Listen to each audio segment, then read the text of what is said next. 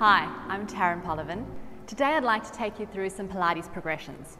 We'll be working from the base exercise right through to some intermediate to advanced options. The exercises that I've chosen are the plank and the reverse plank, and the sequence is from my Flexor 2012 masterclass. I'm not going to spend a whole lot of time on the beginning setup, but rather more on the intermediate to advanced options. You also need to be aware that you may not teach this sequence in its entirety in a class, but probably progress it over a series of weeks. And it may not only be your advanced clients that actually do the final product. So Erin over here is going to help me with the demo, and I'll show you the cueing and positioning. Let's have some fun and get started. EJ, can you pop into a plank position? So the first position, you just want to look for nice strength through the shoulders, no dropping into the shoulder blades or over reaching, long through the back of the legs, and of course nicely supported through her core. All I want her to do is just feel length through the back of her leg as she reaches one leg away. We're not looking for height. We're looking for length and control and lowering it back down. Other leg, reach and lengthen and lower it back down. The amount of repetitions is up to you depending on the positioning, the client, the class. Let's take it from there into a lengthen and pull the knee in towards your chest. Nice and controlled, extend it back out again and lower it down. We'll do the other side, lengthen, draw it in, working from the abdominals, beautiful, extend it out, and lower it back down. The next part of the series, she's going to extend the leg out. This time she's going to pull her knee to the same elbow, so tuck it right in, get it right into that elbow, extend it out, and lower it down. Same thing on the other leg, keeping the hips nice and stable, draw the knee and pull right up, so you're working into the side of your waist as well, and lower it down. Now, the leg comes up, the knee is going to pull into the opposite elbow, so you're going to get a rotation through the torso, extend it out, and lower it down. Lifting up, rotate, pull it right in, extend it out, and lower it down. I'm going to give Erin a quick break, because I've been holding her up there for a while. It's easy when you're doing the talking. So working through comfortably with your clients, see how they progress, work on the repetitions that you feel that they need. The final product is going to be the last two movements that we did and then working straight into a star. So as I said, this may be something that only the most advanced participants do, and you may need to break it down more by obviously teaching them the star from the beginning.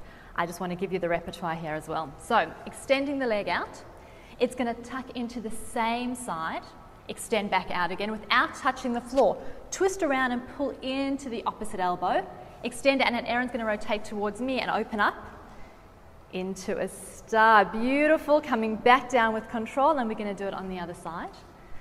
Leg extends out, pulls into the same elbow, extends out, tucks into the opposite elbow, extends out, and with control opens up, and a big smile, into a star, and releasing back down and into a rest pose. Beautiful, thank you. We're going to now take it into a reverse plank sequence. So, Erin's going to start on her bum, legs out in front of her, and hands behind. Now, the positioning that I prefer is for fingers to be facing the toes.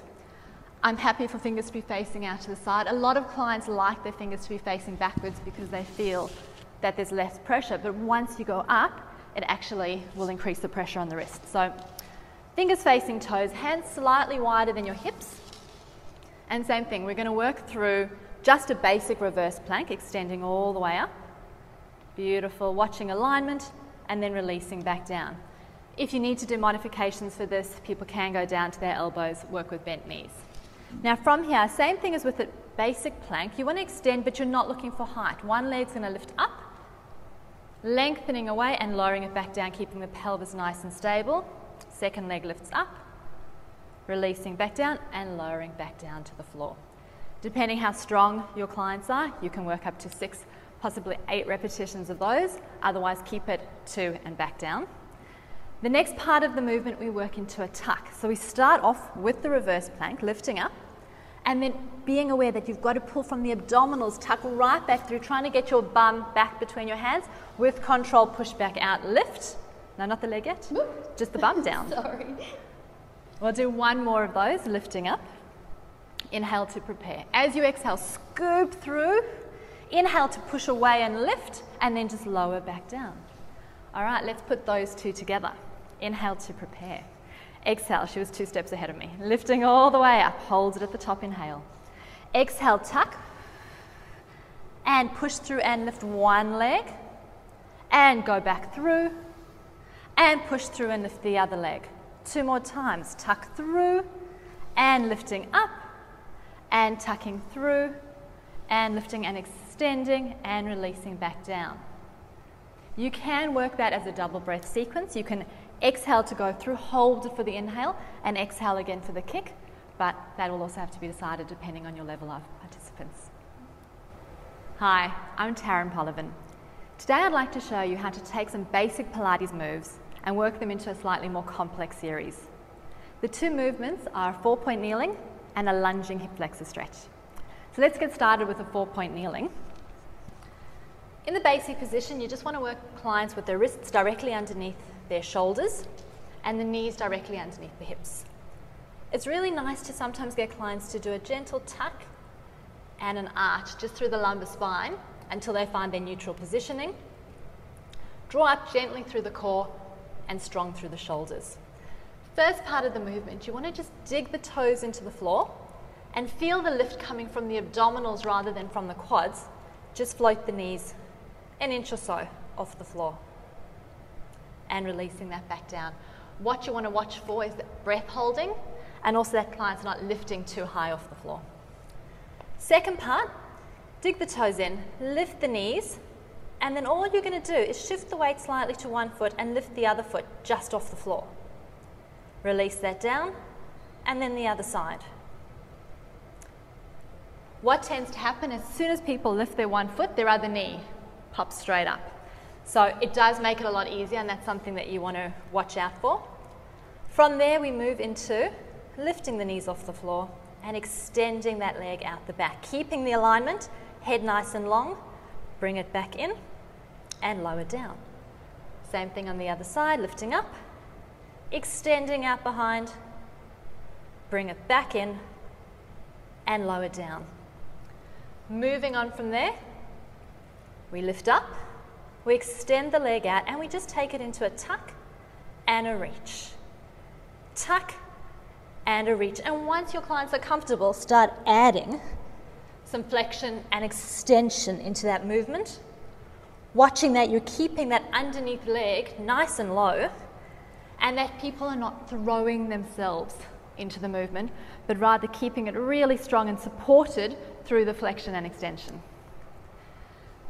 The next exercise is a lunging hip flexor stretch. I like to get people to start with the ankle directly underneath the knee. What tends to happen is people step forward and then just drop into their hips and hang into their joints rather than actually stretching the muscle. So get them to feel that drop in the tailbone and that beautiful lift through the abdominals so that they're actually going to feel a stretch through the hip flexor. Squeezing the glute on that side to get a nice release. And then just gently shift the pelvis straight forward rather than down. Once they're feeling that stretch, you can take the foot further forward and cue that lift still as they move into the position so they continue to get a nice lengthening stretch through that leg. From here, hands to the floor, digging the back toe in and extending that back leg. So pushing away into the heel, anchoring through that front foot, inhale to prepare. And as you exhale, lengthen through the front leg, trying to keep the back nice and long and also driving back into that back heel. Hold it there for an inhalation. As you exhale, you want to feel like someone's drawing that front knee forward and at the same time pushing that back heel away. So you're getting a really long lengthening stretch. Breathing in, breathing out to lengthen. Hold it there for the inhale and exhale as you come forward. From here, on the last exhalation, you extend, hold that position, turn the feet in, and you're going to take it into a front bend. So from here, the position is either fingertips, hands, elbows, depending on how the client feels with this, pushing into the outside of the ankle and drawing up nicely through the front of the quads. Holding that for a few breaths, and then that gives you the opportunity to turn around, set them up again, and start the movement on the other side.